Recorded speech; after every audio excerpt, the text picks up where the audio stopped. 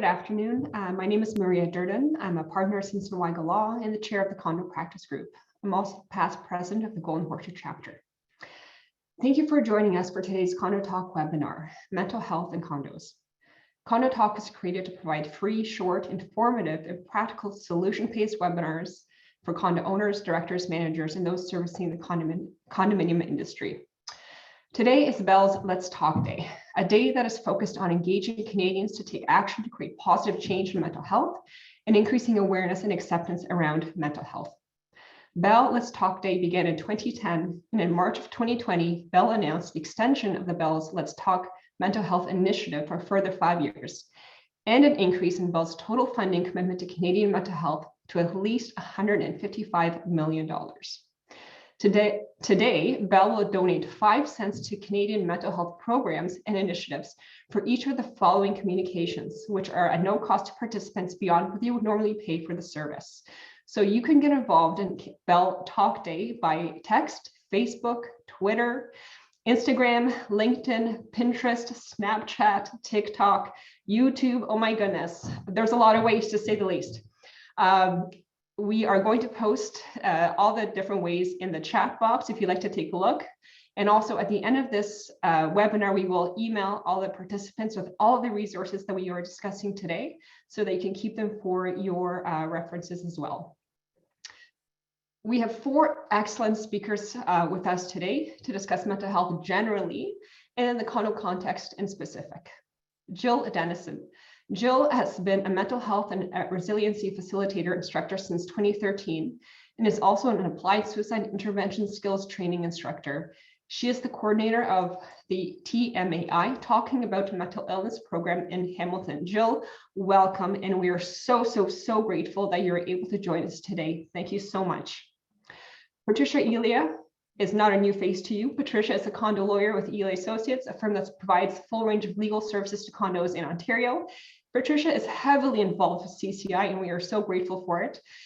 Currently, this includes with Huronia chapter, National Council, as well as National Executive. Welcome, Patricia. Jonathan Wright also works alongside Patricia at Elia Associates and practices in all areas of post-development condo law with a particular interest and expertise in commercial and construction litigation, advising his clients. And if you are looking for an amazing, probably the best bio you've ever seen, please go on his website. And last but definitely not the very least, Michelle Joy. Michelle is the Executive Director of Condo Management at Wilson Blanchard.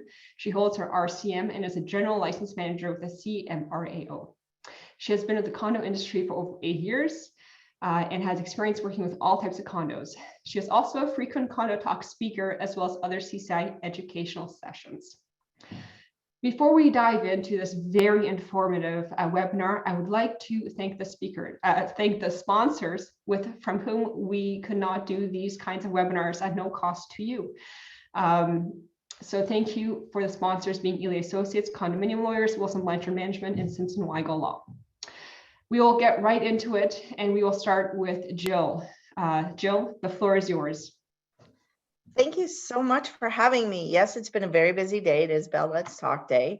I was on a provincial event this morning, been on social media all day, so I'm glad I was able to kind of hop in today. I am going to be sharing my screen, so please let me know that you guys can see that okay. Just give me a thumbs up if you can see that. Awesome. Okay, so just so you know, I like to make this a lot about a bit of a conversation about this subject. So if you have any questions, please don't hesitate to put up your hand, throw it in the chat, whatever works for you. Also, I will provide a copy of the PowerPoint, so you will have access to that later as well. Okay, if you have any questions. So a little bit about mental health. We all have it. We all have hidden struggles. We all experience pain, but we are all different in many ways. But in many ways, we're the same.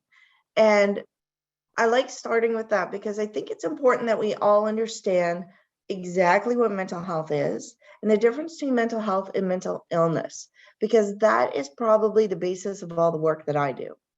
So we're going to look a little bit at that. We're going to look at some of the facts and warning signs.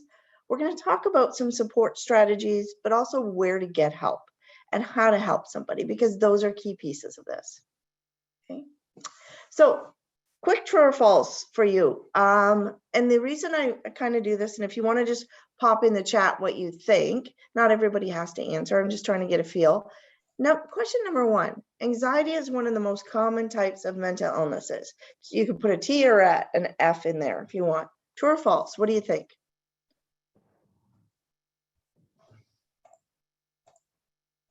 Okay, so we have a couple of T's, a lot of T's, a lot of of T's. So you're right. It absolutely is. Anxiety and depression are the two most common types of mental illnesses that people experience, but they're not the only ones. And often those are the ones we talk about the most because they're the most common. They're the ones people are most familiar with. But there's lots of different types of mental illnesses, just like there's lots of different types of any illness. So often we get kind of focused on these ones, but it's good to know that there's many more out there. Second question, people can have symptoms of more than one mental illness. True or false? Lots of truths. Absolutely. So a lot of times we think that when someone is diagnosed with a mental illness, it's in this little box, it looks just like this, it's all wrapped up neat and tidy, and they only experience those symptoms. No, somebody can have a diagnosis of depression, but still have symptoms of anxiety. Somebody who has a diagnosis of schizophrenia can also have experience anxiety symptoms. So it's important that we recognize that. Trick question for you, kind of. Does mental illness begin during adolescence? Aha, not people quick to respond on this one. Oh, lots of F's. It's actually true. So the average age of onset where we start to see signs and symptoms of mental illness between the ages of 13 and 24. That doesn't mean we don't see it earlier, and really we're starting to see it a lot earlier now, but it's not because of some magical thing. A lot of people wonder about, well, are we all of a sudden seeing mental illness more? We are, but it's because we're becoming more aware. Okay, it's not because it never existed before. Mental illness has been around for centuries, but we're talking about it more. It also doesn't mean that after 25, you could do a little happy dance and go, woohoo, I'm never going to have a mental illness. It doesn't work that way either. Mental illness can actually happen at any age. So number 4, poor parenting causes mental illness.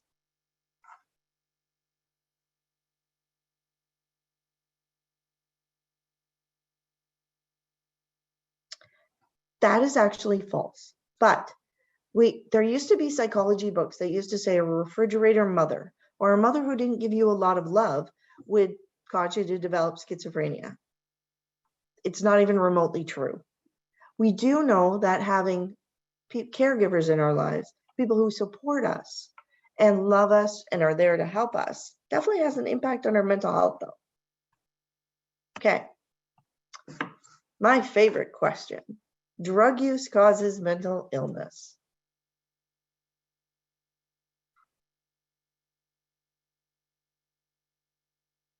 So we have a lot of false, okay? Can cause issues. So drug use doesn't cause a mental illness. What it can do though is trigger the earlier onset, or it can exacerbate symptoms.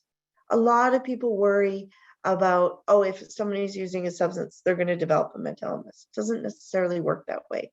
There needs to be already a genetic component. The tricky part about that, there's no testing for that.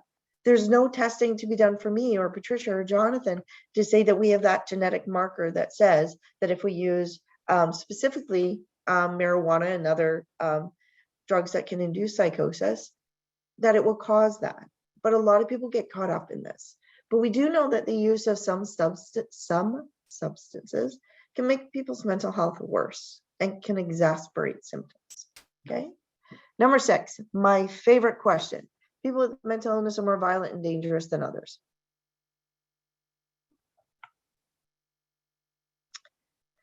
This is 100% false. 100%.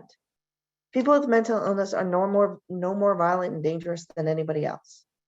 I saw a comedian once who had bipolar disorder, and he shared something, and I thought this was great. He said 95% of all crimes are committed by normal people. So maybe you should be more afraid of them than you are of us. And I thought that was brilliant, because actually less than 5% of the population of people with mental illness will ever be violent or dangerous. Less than 5%. So that's a pretty small number. But man, is this the myth that's been perpetuated the most over time? Absolutely. It's in our books, it's in our movies, it's in our music. It's been around for history, for decades, centuries. We actually used to, if you see on my screen, you'll see the color green a lot. Green is the color of mental health, it means hope, it means recovery. What's interesting though is many years ago, green used to be the color that it was worn like the scarlet letter. So people would be in green so you could identify them, so that they know they had a mental illness so you could stay away from them. Okay, we've come a long way, but we've still got a long way to go. So number 7, mental illness is a real medical illness. Thank you. It absolutely is. It's 100% an illness. It's an illness that occurs in the brain. Okay. For the most part, mental illness is caused by a chemical imbalance that's occurring in the brain. But trauma can also play a part. And it's important that we recognize that there are definitely trauma-related illnesses. And my last question for you today is recovery possible with any and all mental illnesses?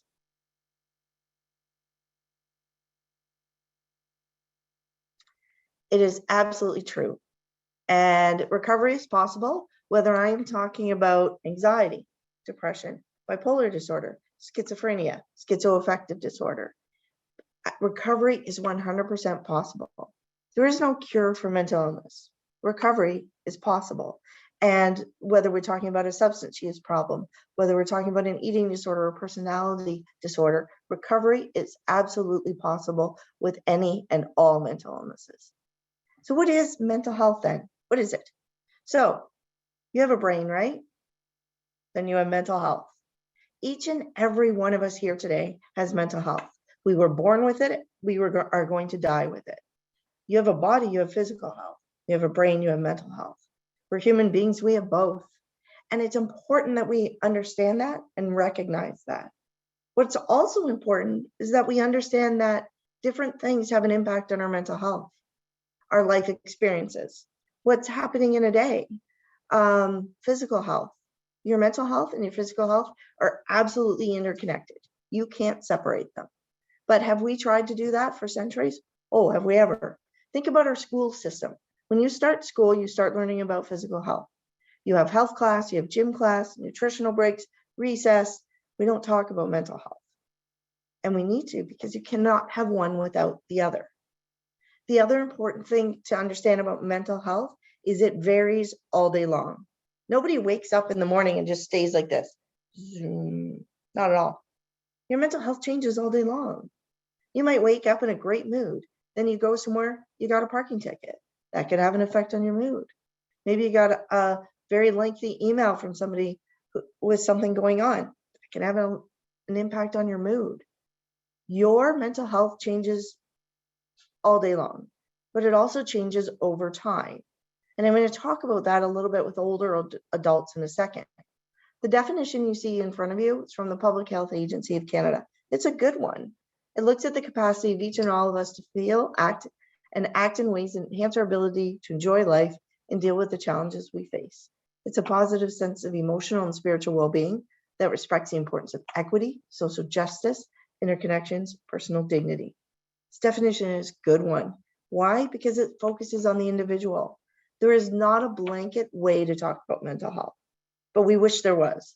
But when you think about it, there's not a blanket way to talk about physical health either. I have 5 people in my house, 3 adult children, my husband and I. We all look after our physical health very differently. Nobody questions that. Nobody thinks anything of it if somebody in my house has a dietary need or an allergy, or somebody in my house works out every day, but somebody else only does it 3 times a week, because we're different human beings. So we need to look at our mental health the same way. And when you hear those terms, positive mental health, positive mental well-being, we're talking about a balance in life. But how hard has it been these last 2 years to have any kind of balance? It's really hard to stay balanced when the floor underneath you is constantly shifting. We haven't known from more than 2 weeks at a time when it's happening. If you have children who are in school, even less than that. So that floor has been constantly shifting. So it's really hard to stay in balance when we're in the middle of a pandemic for everybody. Mental illness is really a general term that refers to a group of disorders of the brain. It affects how people think, their perceptions, sensations, feelings, and behavior.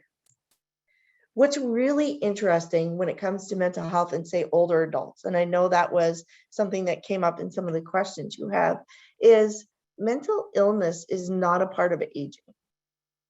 What's interesting is, historically thinking, we used to think that anxiety decreased as you age, but depression was a natural part of aging. Neither is actually the case. Anxiety, the stat is the same across the board, whether I'm talking about a 14-year-old or a 74-year-old, the amount of the population that it affects. And depression is not a normal part of aging. But we do see it sometimes as people are going through a significant life change. Maybe they're moving from living in their family home for 35 years to now living into an assisted living or on their own. They've lost a partner. So that's where we see it. What's also interesting, though, is that if treated, 80% of people living with depression as an older adult would respond well to treatment. But most people as older adults don't seek out help. There's a number of reasons why. Stigma is one of those. If you're like me, we didn't talk about mental health when I was growing up, let alone my parents. It was not something that was even mentioned or discussed. It was something to be afraid of, and it's not. It's an illness that can happen and is happening to people.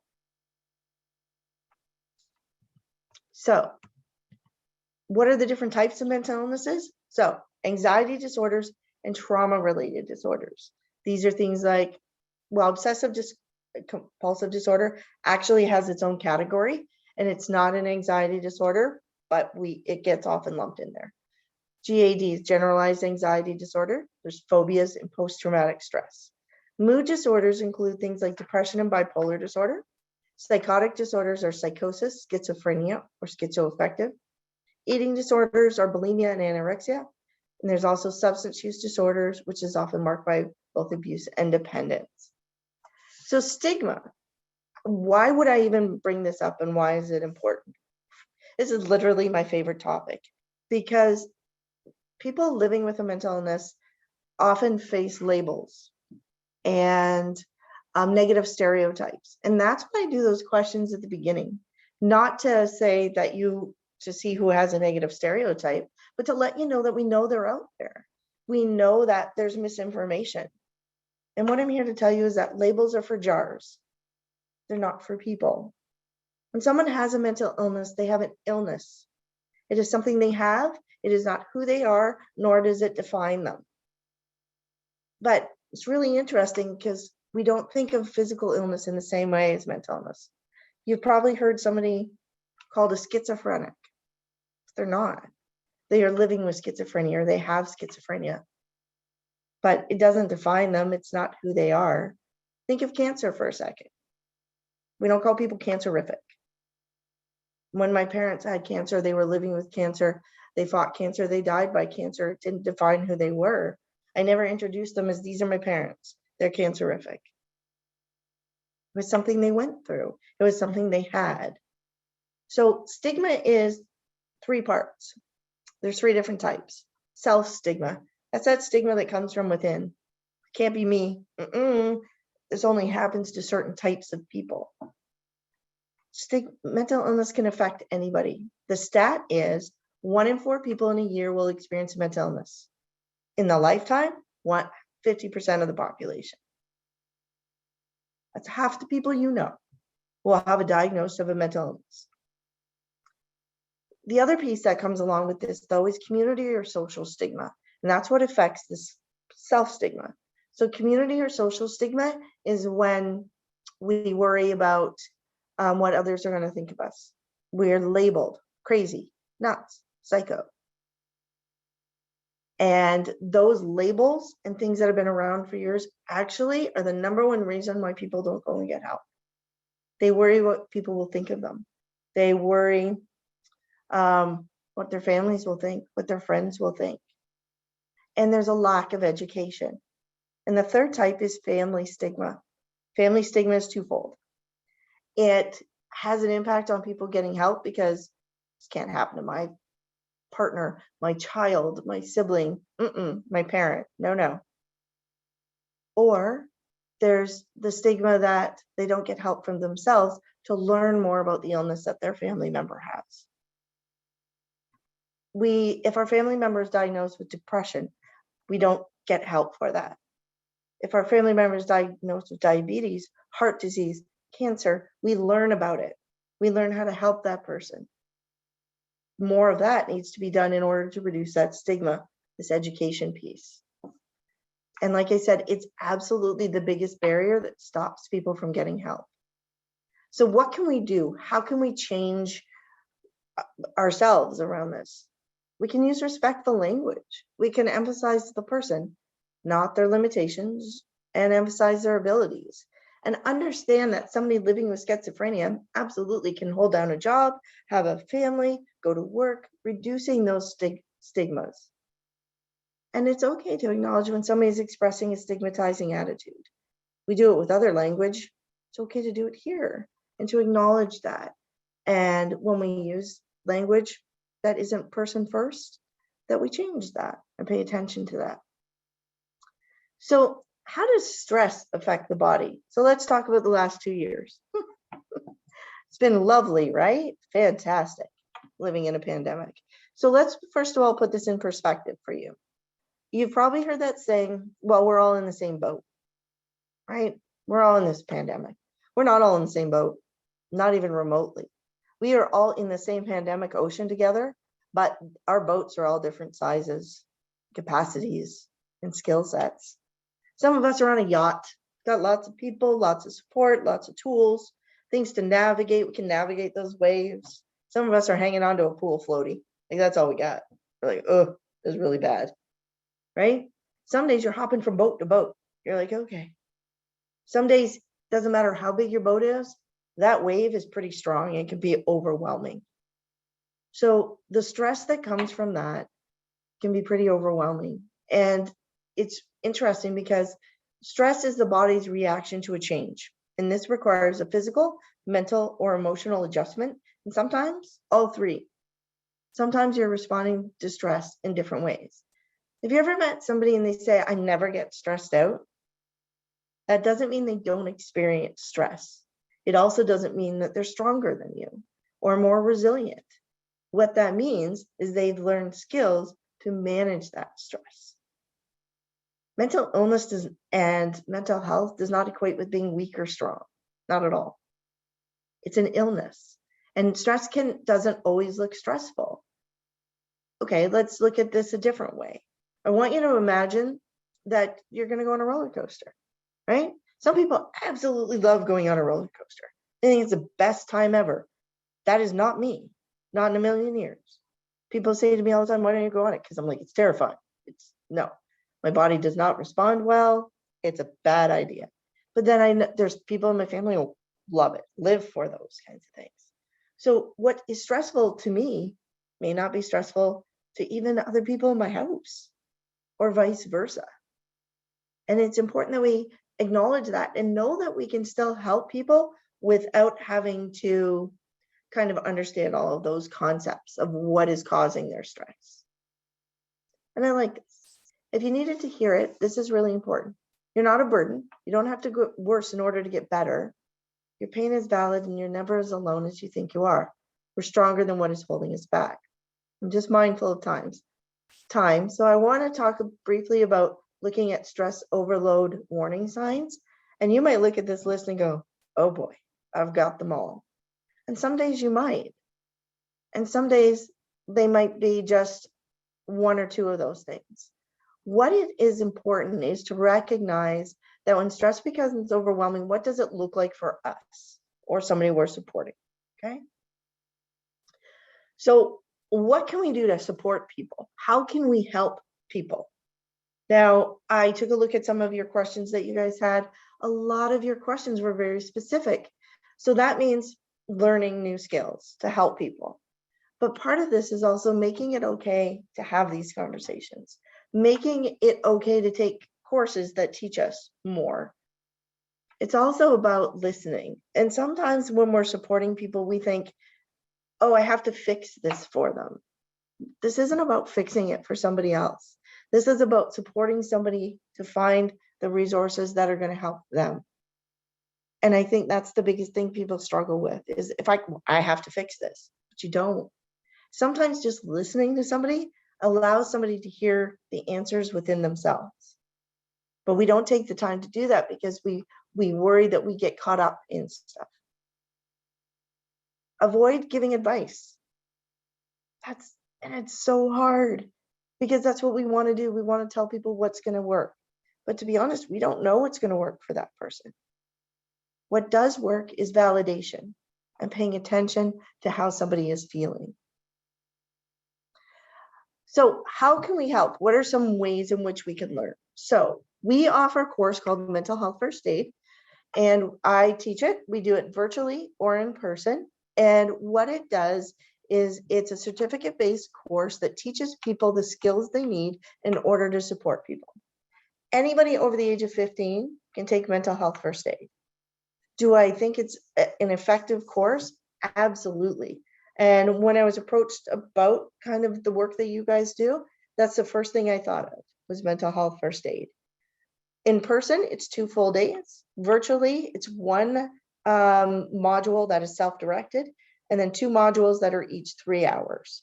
Okay, so it's a reasonable time frame, but you learn so much about how to start and have those conversations.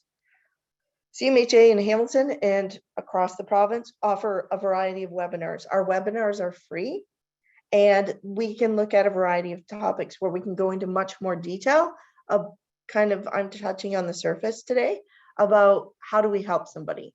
How do we help? We have a session about how to support older adults in mental health. We have a session about how to support your staff, people in your workplace. We have a session on how to support people living in a virtual world now. And how do we do that? So we have a number of webinars. We actually have about 25, and you're going to be getting a list of those. So if there's a group of you that would like those, absolutely. I also teach a course called Safe Talk and also one called Assist. So Safe Talk stands for Suicide Alertness for Everyone, where we teach people how to become suicide aware. And what we mean by that is recognizing suicidal thoughts or tendencies in somebody and how to connect them to resources. Where are our resources? So you're going to get a list of resources as well from me, but you can also go to our website. There's 2 free resources that I'd like people to know about in Ontario. Okay, the first one is called Bounce Back. So Bounce Back is a free resource that's done over the phone. So you work with what we call a mental health coach over the phone. It's available to anybody over the age of 15. It's available in 12 different languages. It's free and there's no wait list, and you can self-refer. So it takes, you do the referral online. Within about 5 to 10 business days, you're contacted by a coach and you work through the program. The program is module based. So there's 20 modules, but you don't have to go through all 20. If you find that 10 are work for you, great, you can do 10. If you only want to do 2, you can do 2. There is no cost to you, and there's no reason that you can't do this while you're, say, waiting for another resource to come. Like maybe you're on a wait list for something. This course is cognitive behavioral therapy based. So what does that mean? It's skill building. Teaches people how to learn skills to manage their mental health. Okay. The other one is Mind Beacon, which is currently free as well right now through the Canadian government. Mind Beacon is talking to a therapist, but digitally. So through your phone, through email, those kinds of things. So text messaging or email, and it's free. They do have other services that are have a cost attached to them, but right now that service is free. Again, no wait list, and it's available to anybody over the age of 60. So I know I only have a half an hour and I'm about to approach that 1 minute mark. So I'm going to stop sharing. Like I said, you will get access to this. And I'm going to turn it back over to Maria. Thank you so much, Jill. That is an immense amount of information, resources, and it's very much appreciated. Like I said at the beginning, we will be sending out emails to all the attendees with the resources that are mentioned at today's webinar, so that you can maintain them for your records. You know, it's funny because when you look at the stress overload warning signs, I don't know one person who can't relate to at least like a couple of them under each part. When I was reading this presentation last night, I thought, oh my goodness, this is me. Right. So I mean, it's true. And I think, you know, if someone falls and breaks a leg or an arm or something you see is broken, you can say that's something that needs to be fixed. When it's mental health, like you said, some people wear it very well. Just because they don't look stressed doesn't mean they're not. They're just dealing with it in a very different manner. I also like how you said the day isn't like this for most people. You know, people with kids, it's usually like this, and then like this, and then like that. So that's another very, very, very good comment. We did ask our attendees to send in questions, and when I looked through them, there's three things that kind of came out of them. Isolation was an issue, especially now, dementia, aging population now, but also pre-COVID-19, and also harassment and abusive behavior. And we've seen all these issues in condominiums for years, some more now on the rise than before. And so this pandemic has made things abundantly worse. It has we have done multiple surveys during the pandemic. We have seen a rise in people dealing with mental illnesses. The other thing that we've seen, though, is people who are normally able to manage without issue. They've got good coping skills. This pandemic has really kind of brought that attention that sometimes we're not managing well. And so it might not be the person that you always assume it is that's having a problem. It could be somebody else. And isolation has been a huge thing. We know that human connection keeps us healthy, both physically and mentally. And that is the one thing we've been deprived of most in this pandemic. So checking in on somebody, and it could be as simple as remembering somebody's name, right? Or remembering that somebody that you might see every day has children or a partner, and just asking a simple question. But the other thing that we always talk about is being prepared when we ask how somebody is, to be accepting of that answer, whether it's good, bad, or otherwise. And the more we can do that, the more that we eliminate these, I'm fine, and then we're not.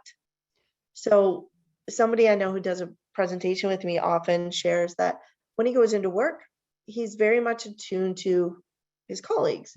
But he said, some days I'm not capable of supporting everybody. So he goes, if that's the case, my greeting is good morning. But he goes, if my question is, so how are you today? He goes, that means I'm ready for the answer.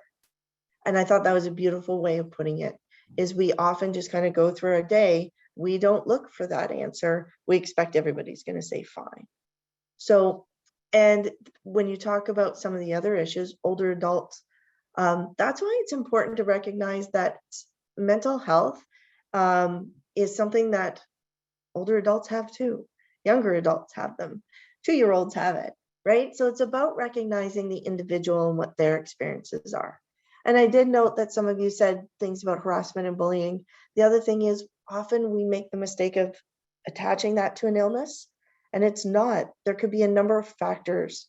Trauma could be a reason why things are going on for a person. And the thing is, from the outside, we're not privy to that. And so we just see the behavior, so we make an assumption about that. And that's why we encourage people to take more kind of learning around this, because it's hard to do it in a half an hour. Yeah, and I don't think it's expected for everyone to be a mental health expert or know necessarily how to approach an issue. I think taking the step to educate yourself is the first step. In condominiums, mental health is not a new issue. It certainly existed pre-COVID. The ways it would manifest itself would be things like hoarding or domestic violence issues. And that's something that comes to our desks as management or as legal counsel. So Patricia, Jonathan, I wouldn't mind hearing from you from that perspective. So we've heard certainly kind of what is mental health, what does it mean, what's important, what are the factors? But when you're approached with this issue by a condominium board or manager, what's your kind of steps that you take to to deal with this? You know, I think what I've seen in my practice is that the various issues that happen in somebody's home, which is what a condominium often is, has offered us an opportunity to gain more awareness. Like, we've had to really think about this with more detail and more structure. And I've been speaking about mental health issues for over 5 years now in the condominium context. And, you know, I think part of it is awareness, first about mental health and mental illness and the differences in the range. But there's also knowing the boundaries on the legal side. And, you know, I'm just going to talk really quickly about a couple of things for us to think about. But, you know, in Ontario, we have to think about the existence of the Human Rights Code, accessibility for Ontarians with disabilities, the statutory obligations under the Condominium Act, specifically Section 117, 119, where there's an expectation of compliance. So directors have to really be thoughtful of how they execute their duties now. I think there's a lot more awareness out there, and it's good for boards and even suppliers to condominiums to be much more aware of the legal obligations. And the thing is this, we're trying to find that balance that Jill was talking about, but we find balance around identifying risk. We need to know what the boundaries are around the risks that we're managing, the types of risk, human risk, personal well-being, property risk, real and personal assets being possibly, you know, open to destruction or damage, financial risk, reputational risk, and then there's legal risk within the statutory framework. You know, and I think then it's also, what are the different perspectives at the table? We have the board of directors who have a duty under the Act, Section 17, unit owners, what the expectations are when you buy into a condo through the Act, declaration, bylaws, and rules, and suppliers who provide services, but often in the roles such as property management, they're expected to know all the condo docs. They're expected to know the intimacy of their, you know, the community that they're within. So to me, you know, we also have to think about where we've evolved to on the legal side, where we've talked about risk management tools, workplace, anti-violence, anti-harassment policies, information or privacy policies, human rights policies to allow for a clear process of accommodation, and even developing tools like emergency contacts and making sure that the contacts are the people we should be speaking to legally. You know, this is one of the things is when you're in a moment of crisis, it's better to have been proactive and said, is there somebody with the power of attorney that we can contact for the purposes of health considerations or asset considerations? Do you have that power of attorney? Are you the legal representative?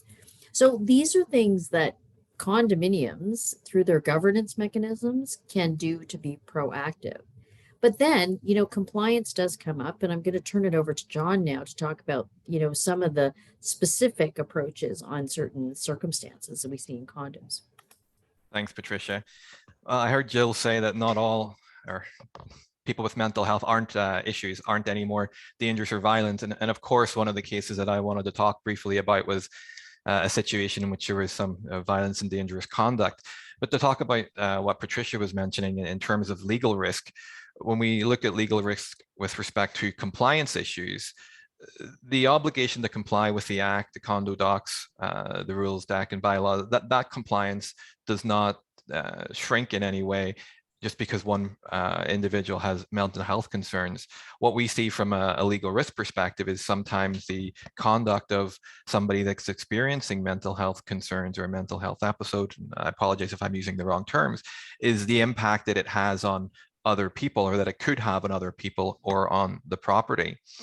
So in terms of compliance issues, we'll often start by sending letters, and when it's obvious to us at least that there's a potential mental health issue, when those compliance letters go out from our office, we generally take a much softer approach and to try and maybe reason with the individuals that we're writing to, and to stay clear of threats of litigation and stay clear of sometimes charging back costs when they're permitted, things like that, to try and massage the situation, to try and work with individuals to bring them around to seeing what their impact can have on the remainder of the community. In some condos, obviously, there are hundreds and hundreds of units. And for example, a hoarding situation, if there's a fire, could cause damage to many different units, lives, etc. But there was one situation that when I was asked to speak here today, sort of came to the sort of front of my mind, and that was a case we had recently involving a number of elements of which mental health was a large component. And I'm not going to go into the names of the cases. It feels wrong to do that today. But I'll outline what happened. And this is in the reported decision. So it's a public record and I can read from it. In this case, the court found that the individuals that were living in a unit, they weren't legally owners on title to the property, although it turned out that they were what we would call beneficial owners. So the ownership was hidden from us in a respect. But these two occupants were the granddaughter and daughter of the unit owner. The complaints and the conduct that were documented by the condo included the creation of excessive noise through all hours of the evening and early into the morning. That included loud screaming, chanting, yelling, and swearing. The screams and the chanting, we had heard the videos and they were chilling to say the least. The individuals approached other residents or staff on the common elements, threatened them, yelled obscenities, racial slurs, uttered death threats, some of which occurred in the lobby. There was harassing and defamatory emails to board members, property managers, staff, volunteers. Even our office, we were accused of malicious, evil crimes, of being racist, unfair, biased, ignorant, etc.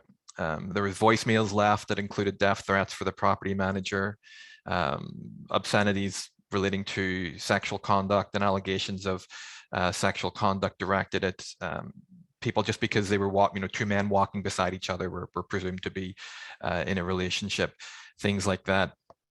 So after this conduct had started, and it shouldn't be lost in the fact that these two individuals had lived in the condominium for some time without any issue whatsoever. The issue really started to pick up when there was an allegation that they had were not wearing masks in the common elements. And when a letter was sent to them to do with that, this really sort of snowballed into a much larger issue. And the conduct that I just spoke of a second ago really kicked off. When we started writing these compliance letters to the unit owner, the mother and the grandmother of these two individuals, she initially wrote back through counsel at the time saying that she had proposed to make an application under the Mental Health Act for an order that these two individuals be assessed in order to have them, I'm quoting from the court decision here, committed to an institution. Whether or not that's the right thing to do is sort of beyond my scope of expertise. But ideally, what would have happened with that process would have occurred and they would have been removed from the unit, thinking primarily of the individuals that had witnessed this conduct and the individuals that were subject to the threats, the defamatory emails, harassing voicemails, etc. The owner, for whatever reason, most likely because it was a difficult family dynamic, didn't take any steps to assist the condominium corporation with achieving compliance. And under Section 119 of the Act, the owner having the obligation to ensure that the occupants of the unit complied with the terms of the Act and the declaration, bylaws and rules, not being able to take those steps, we then went to court after a year of writing letters, a year of the conduct escalating, and we had asked a judge to order compliance and for an order that the occupant, at that time, be mandated to be evicted from the unit. Noting that there were mental health concerns, the court allowed the unit owners, the occupants, I believe it was 30 days to voluntarily remove themselves from the unit. If that did not happen, we had the ability to go back to the court and ask for an order, or further orders, providing that the unit itself be sold or forcibly sold.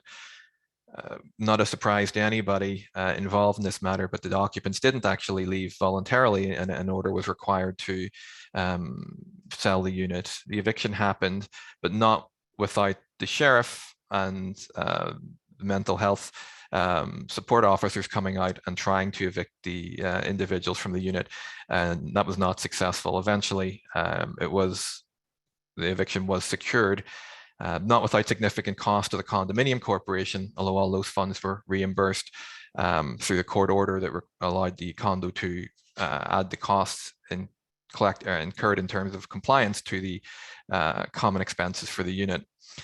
So all of that was under the sort of requirement of the condominium corporation to ensure there was no dangerous condition existed that could cause an individual harm or harm to the property.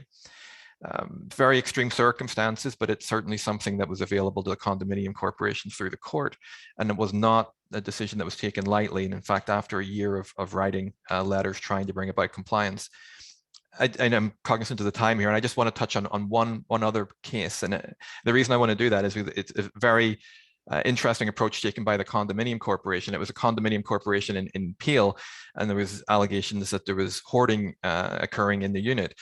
Condominium corporation went in and retained a fire safety consultant to inspect the unit and provide a report with respect to the state of the unit. And the court found that there was a high volume of, the consultant found there was a high volume of accumulated miscellaneous items that included combustible material from ceiling to floor. Things were stored on top of the stove. There was restrictions in access throughout the unit. Front door didn't close properly. There was no accessible space, and movement was extremely restricted due to the amount of accumulation. And trying to bring around compliance and to clear the unit and to get the dangerous condition remediated within the condominium corporation, the condo actually offered to have a hoarding support coach through the Canadian Mental Health Association attend the unit and to speak with the unit owners. And that's not an approach that I'd ever considered before, and certainly something I will going forward. And it really sets a condo up in that case then to say to the court, we've actually done everything possible we can to try and resolve these situations. More and more, the court is saying to lawyers that are acting for these condominium corporations, act reasonably. You can't run to court just because there's an issue. You have to try and resolve it yourself.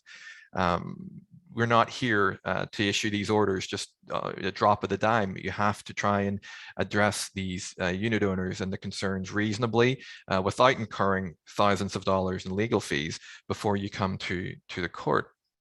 Ultimately, in that particular case, the unit owner said, no, we're not dealing with the hoarding support coach, and the condo was required to go to court to ask for an order, and they got their costs associated with that. But again, just more consideration and more support that's available to condominium corporations when they're dealing with these particular issues. I don't know if Jill has any comments on those particular situations, but other than that, Maria, happy to hand back to you. I think Jill just reading a posting. So in the meantime, I'll put it out. So I'm finding, and let me know what you guys think. I'm finding that boards, when they come for assistance, legal assistance, aren't coming because they're necessarily going after an owner or, they're mad. It's usually more from the angle of concern, concern for the individual and concern for the corporation's residents. And property. Property is probably the least that I'm finding that is of concern. So it's more of how do we help? So that's always, I think that's a good thing. That's kind of how the matter reaches our desk. Go ahead. On that case that John talked about at first, that was really the real concern of this board, because these people have been in the community for a very long time. And so our approach actually was to invite them to a discussion with the board and with us, and to bring anybody that they wished to help facilitate communication if they were not comfortable doing so themselves, right? To unlock what the fundamental issues were that were driving this. But on the other side, we had volunteer board members who had served for over 20 years to the community honorably with integrity, also facing the stress of this kind of behavior confronting them in the hallways. Not just the COVID stress of being unmasked, but some of the more serious statements. And this board, in fact, actually, this issue caused the board president to resign and to sell their unit and leave a community they've been a part of for 25 years. Like, it had incredible ramifications on everybody, including, property management teams and who were fearful of going to work in person. So it's not, there's many people who are affected by these behaviors too. But just from our perspective, so it's complicated, right? It's not just as simple, it's extremely complicated, right? And I appreciate, thank you, Jonathan, for sharing those scenarios. And the thing is, every scenario is going to be different. And I think this is where, so we do, like, there's a number of different education around how to support. And I know people feel like, well, I shouldn't have to do this. This should be like CMHA doing this or other organizations. And part of it is, if somebody was having a heart attack in your hallway, there's people in our community trained in first aid and CPR, right? So that's why we have people trained in regular first aid. So whenever we go into an organization, whether it's a broad thing like the condo directors, right, ensuring that there's individuals who want to take this training, who are invested in helping to take this training, who can then educate other people in that. Because part of the work that I do is around education. That's the biggest part in the community. The other thing is, there are resources out there, and I'm sending a list, and one of them is utilizing, condo directors absolutely could do this, as accessing the crisis support center in our communities. Now, we have them in Hamilton, Halton, Niagara, Halton, Norfolk, Brantford, Burlington. Like if we talk in Golden Horseshoe, there's different ones in Toronto, depending on which area of Toronto you're in.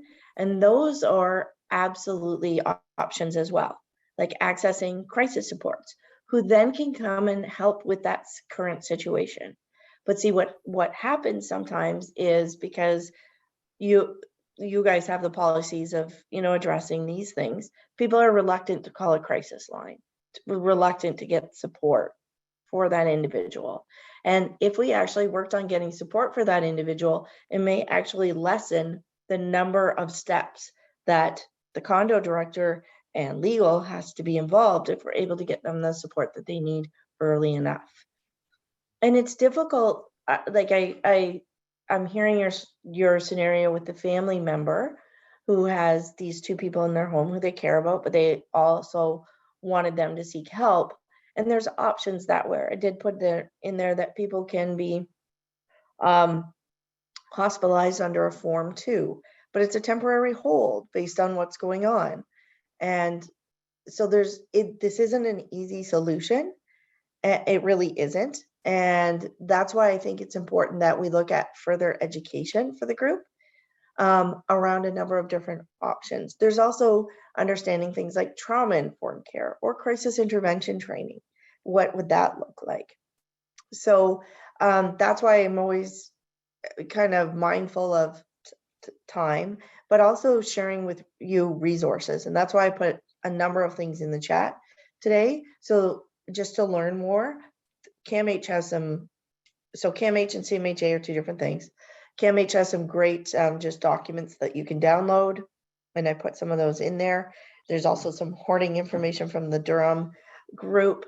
So it's not as simple as somebody is hoarding something, it's going to cause a problem. It causes, it's got a ripple effect. We know that, but also the sooner we can get somebody the support that they need for their health, then we're less likely to have to deal with all of those other components. Does that make sense? It makes perfect sense. The unfortunate part in the condo world is that we usually don't know about it until it gets to that hoarding part, right? Because I mean, we live in very close quarters, we share walls, ceilings, everything, but until it becomes an issue, it's more of a reactionary approach, unfortunately, unless it's brought to our attention before. And many times things like hoarding is because of an inspection, fire inspections that are happening, or venting is being inspected, or there's yearly cleaning of something. And then we enter a unit and there it is.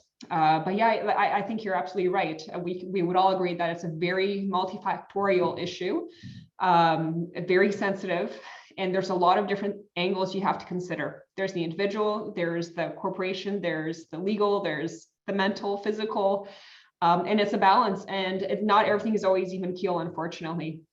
One of the things that Patricia mentioned of all the things that she mentioned were very good. But one of the ones that really stood out to me is that mental health of everyone is affected when you live in a condominium. It's not only that individual that perhaps is, for lack of a better example, hoarding within their unit.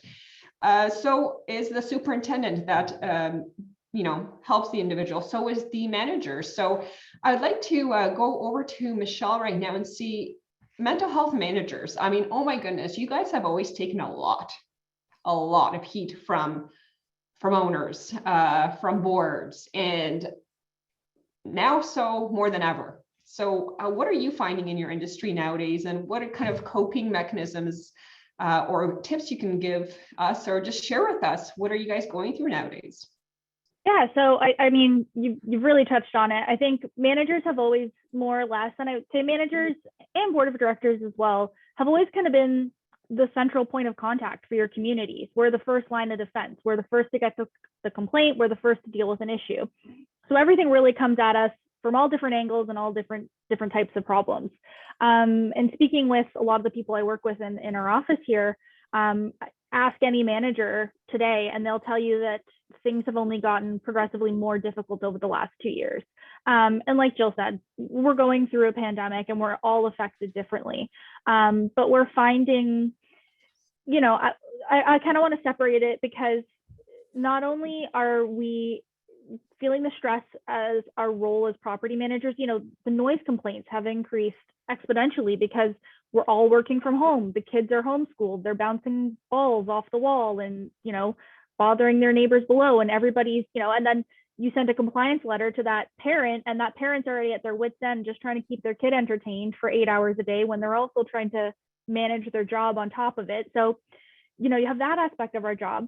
But then, I mean, I want to also touch on the fact that, the toll that we as property managers are facing. We are essentially an essential service throughout this entire pandemic. We've had to continue to serve our communities and make sure that our communities are run well. We kind of face the same challenges in that we work 8 hours a day, and then most of us, with all the restrictions that have been in place, haven't had a lot of opportunity to disconnect. So there's that, the stress of helping our communities, but also the toll that the impact has taken on us, or the pandemic has taken on us personally. So it's become more challenging. And I think part of that, which is a separate topic, but is also the accessibility. So the way that technology has made us a lot more accessible, and that instant response that people are looking for. So you're always trying to stay on top of things as fast as possible.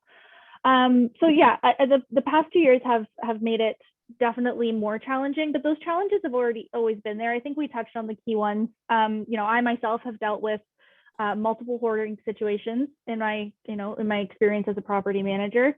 Aging communities is a big one. I know that doesn't necessarily fit right into the bubble of mental illness, but aging communities, I've had many residents in my buildings where it doesn't seem like they have any family, and they're struggling with their health and possibly Alzheimer's or dementia, and we haven't had a lot of resources in the past to reach out to, and just watching everything that Jill has put in the chat, I'm like saving that for when I can use it in the future, because I'm so glad we had this session, because I feel like we haven't tried, I don't want to say we haven't tried to educate ourselves as much, because I think we do, and our role consists of so much.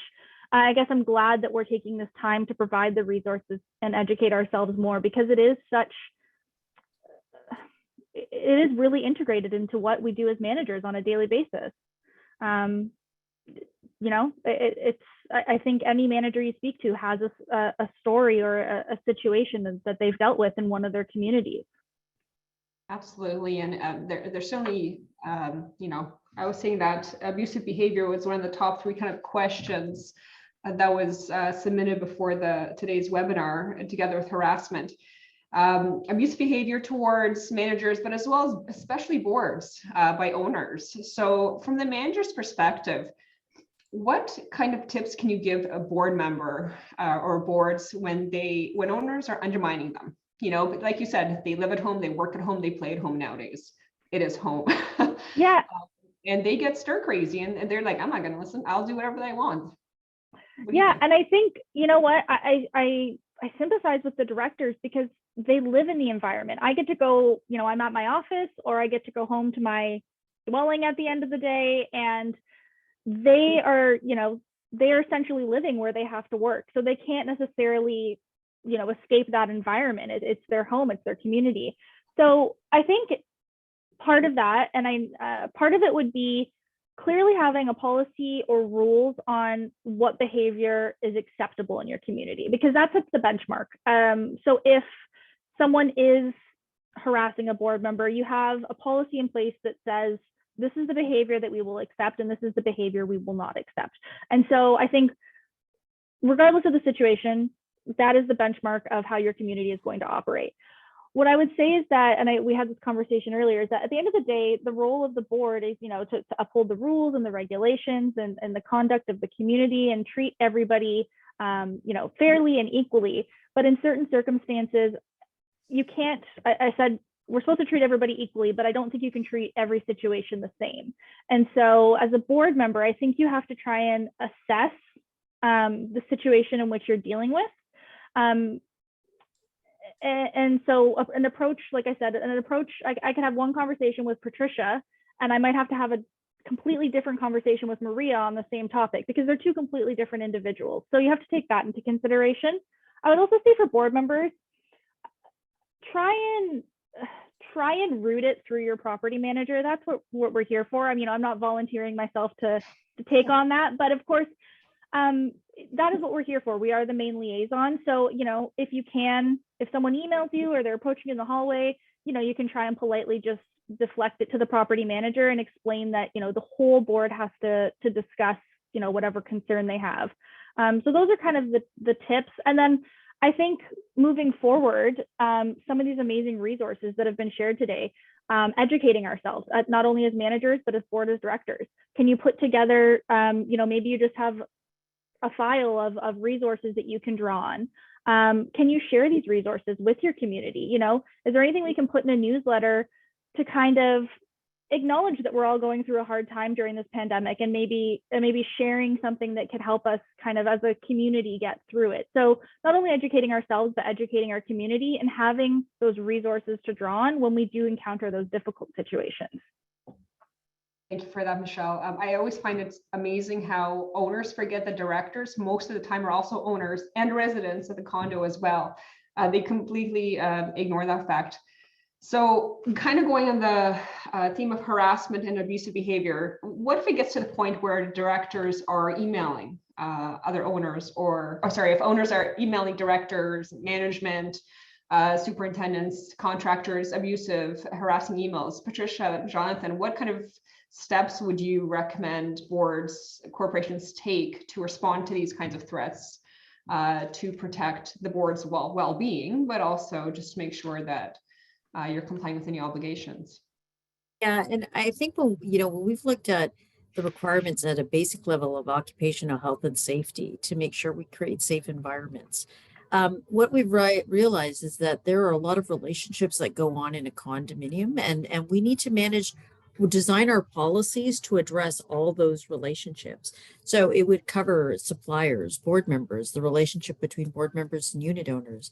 And we need to create the overall architecture for the environment, going back to what Michelle was talking about, because we're setting the expectation, right? But then, we also have to resource these things. We can't just have policies with no ability to actually facilitate communication around an issue. So people should feel free to have a safe way to communicate privately. We generally suggest having, an email box, for example, that goes to the board and property management to avoid the direct communication that goes to the board.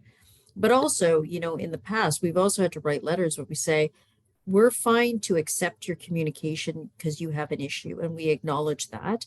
But at the same time, your method of communication is inappropriate.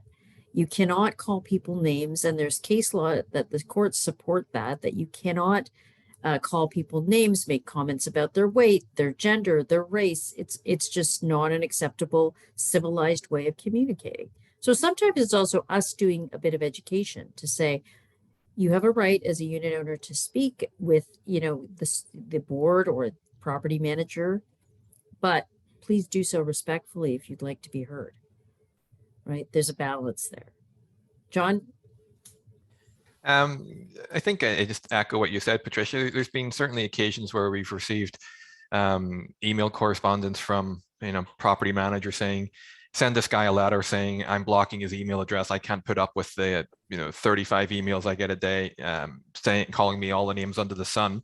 And we've, you know, wrote to the unit owner saying, you know, your email address has been unfortunately blocked, and you're going to have to deposit letters, any written correspondence at the management office, and drop them off there, and you're not permitted to talk with anybody because of this. Just to see if that has toned down the amount of correspondence. It's a lot easier to just fire off 35 emails in a day to somebody calling them all the names under the sun, and it makes it a little more difficult when you have to go and deposit that in a letterbox. Not to say that that's a right approach, but again, that's extreme. There are cases out there where individuals have been prohibited from contacting anybody with respect to anything that's not a life safety issue because of the content of their correspondence. There are certainly very extreme situations out there that require it, but it shouldn't be the case for every day. And it becomes a little more difficult, I think, whenever there's somebody that doesn't appreciate the impact that their correspondence is having on somebody. Yeah, and it's kind of not appreciating the fact that written word is as damaging as someone being hit. It's the same form of abuse. Oh, sorry, it's a form of abuse of different kind. And because we don't see it, we don't really acknowledge it. But that also does have a mental well-being impact on the individual who is receiving those emails. So I think there's always two sides to the coin. I think you have to look at both to really appreciate the entire situation so you can approach it accordingly. It's not just the person who's doing the abusing, but also who is being abused, and kind of like a domino of who is feeling it because of that: manager, other directors, other owners, residents, visitors. One of the things that we often get asked as individuals who work in the condo industry is, well, what if someone needs assistance and they live at the condo, but they don't necessarily have capacity, but do we have the authority to call their family members? I mean, I know their daughter's phone number. She's not a contact in the records of the corporation. Can we call them? Asking because they want to get help. What would you recommend in that regard? Would you recommend that they contact the registered owner, or do you kind of get an outside third party to intervene and assist in those circumstances? I'm not a lawyer, and I'm not going to say from this perspective, right? But if somebody is in crisis and you need a crisis support, calling the family member just could be delaying the support that they need. So it could be accessing a crisis support who then can follow through and create a plan for that individual, right? So I'm not looking at the legal aspect, right? Like who their contact is. So that's definitely an option. Crisis services, we did a session last year with our crisis services. And one of the things they kept saying is we don't get calls enough from people who have a question. People just assume that you can only call when it's the middle of an absolute crisis. It's absolutely okay to call and say, here's a scenario. Sorry, my dogs really would like to join in. Here's a scenario that we had a few weeks ago. I'm not sure if I did the right thing. Would it have been beneficial to give you a call? So it's okay to have those types of conversations and to know that crisis services are there to support you as well as the family themselves. And I really like the fact, Maria, that you stress that this is about not only the person who might be going through something, but the impact it's having on everybody around, because it absolutely does. We're looking at mental health across the board here, not just one individual. The other thing, when we talk about mental illness, when somebody has something going on, it may be the reason for their behavior, and learning more about the reason. So hoarding also often comes from trauma. That's kind of sometimes why hoarding happens, is that it's a traumatic response. So, but that doesn't mean that people are entitled to not comply with rules and regulations. I hope that makes a little bit of sense. And I think on the hoarding piece too, it's getting that intervention in there. The case that John talked about where there was a hoarding coach, I thought that was a brilliant intervention and great use of resources. Like, I think that's one of the key things we need to think about are, you know, what resources can we bring into play to bridge some of the gaps here? Because I think that's also, you know, when does a board feel like they throw their hands up and they don't know what else to do, right? Yeah. And that's a hard position for a board too. I think from a manager perspective, you know, we're licensed, we take courses. There's nothing in our courses that specifically touches on, you know, everything we've kind of talked about. There's like the legal aspects of it, you know, we talk about the act and you know, fire safety code and all of that. So I think a lot of the times we made the jump from the property manager trying to deal with it, and then the lawyer was the only next step to, you know, try and get compliance. So I think you're right, Patricia, bringing in those resources can, I think, really help. And we may not be experts in it and it may not always work, but it's another step before you have to maybe necessarily go the legal route. Because I think that's what we always jump to, because I don't know if we really talked about, I know we're starting the conversation, we're continuing the conversation, but we weren't really dwelling or looking into these resources previously. And I think they're going to be an asset to not only managers, but board of directors as well. This is, from what I'm seeing, it's a reactionary, it's a response to an issue, how we've traditionally dealt with this in condominiums. Why? I don't know. Maybe it's kind of what Jill had said earlier. It's like, you know, why do I, as an owner, as a director, need to get this training? I just live here. This is beyond what is expected of me. Well, maybe it's not, because you live in a very close physical community and you do see your neighbors when they are struggling, and when they struggle, it will impact you, whether it's physically, emotionally, whatever, it will. So maybe it is a little bit different than someone who's at a house and never sees or hears and their walls don't abut. Generally it's a reactionary thing.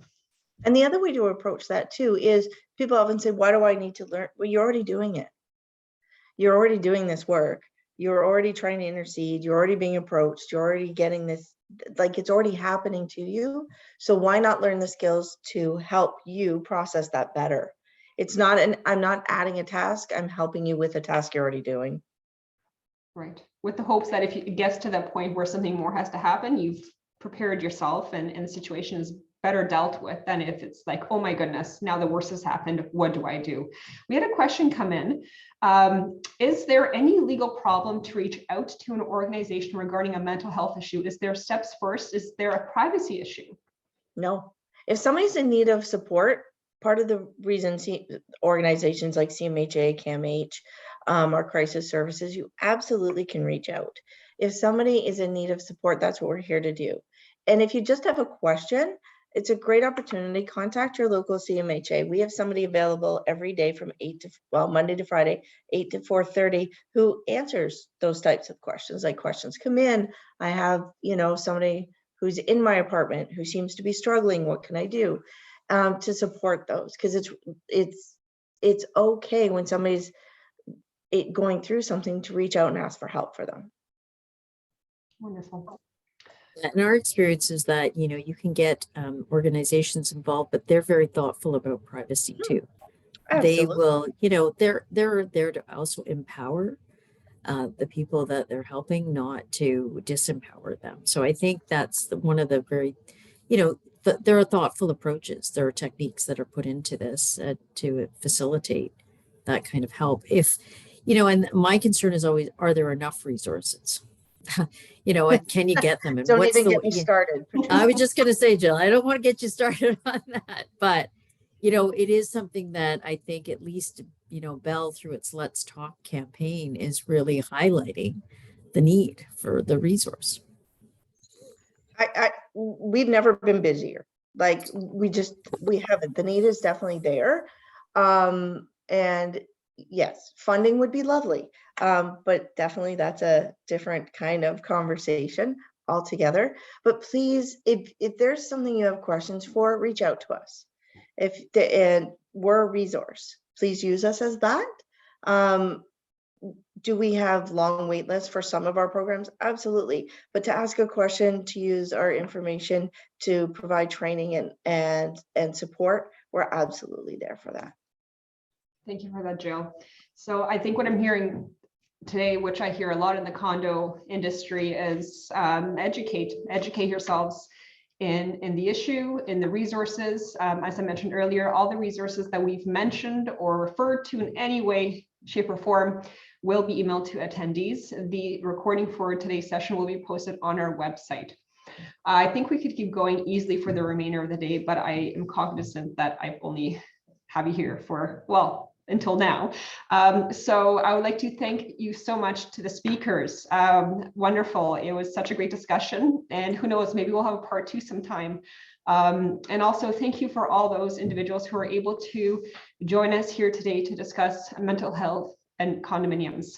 Mental health has always been a very important topic for condos, whether it's because of our close proximity to each other, the aging population now, or maybe because of COVID-19.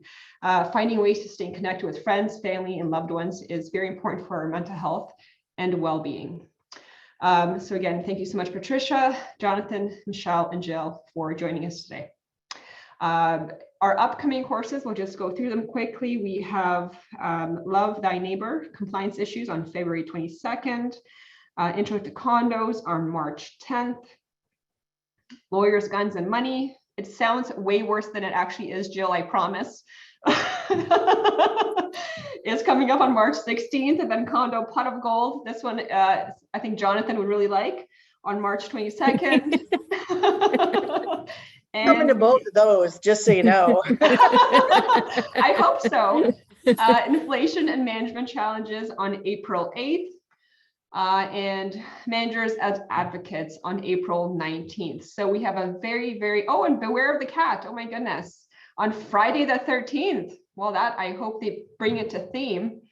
And that's all for our courses, but we have a full roster for you guys. You spoke and we responded. So as always, we encourage and welcome your feedback, which we genuinely review line by line and incorporate your suggestions into our webinars.